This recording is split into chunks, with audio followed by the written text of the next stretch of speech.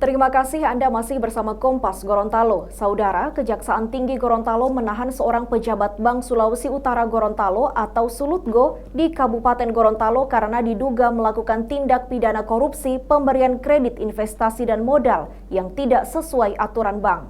Akibat kebijakan yang tidak sesuai aturan tersebut, negara mengalami kerugian hingga 23 miliar 300 juta rupiah.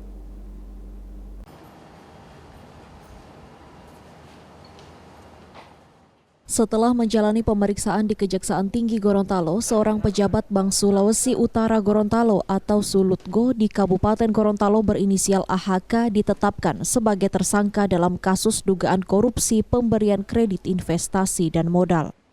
Selain menetapkan tersangka, Kejaksaan Tinggi Gorontalo juga melakukan penahanan selama 20 hari ke depan.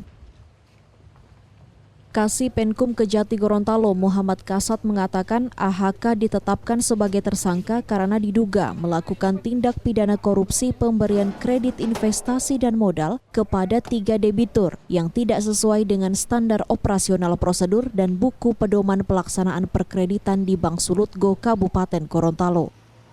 Akibat pemberian perkreditan yang tidak sesuai aturan tersebut, negara mengalami kerugian sebesar 23 miliar 300 juta rupiah tahun anggaran 2015-2016. Saat ini tersangkanya baru 1 orang. Demikian. Dan dari hasil pemeriksaan BPKP yang sampai saat ini penyidik masih berpegang pada adanya kerugian negara sebesar 23 miliar. Dia diduga melakukan penyimpangan dalam menerapkan prinsip kehati-hatian dalam pemberian kredit.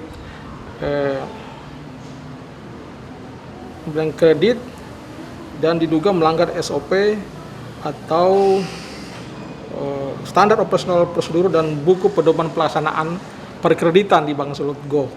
Jadi itu ada penyimpangan kewenangan.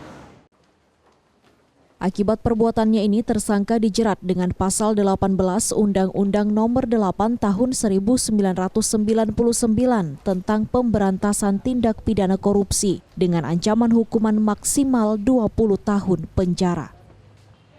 Mamat Kaida, Kompas TV, Gorontalo.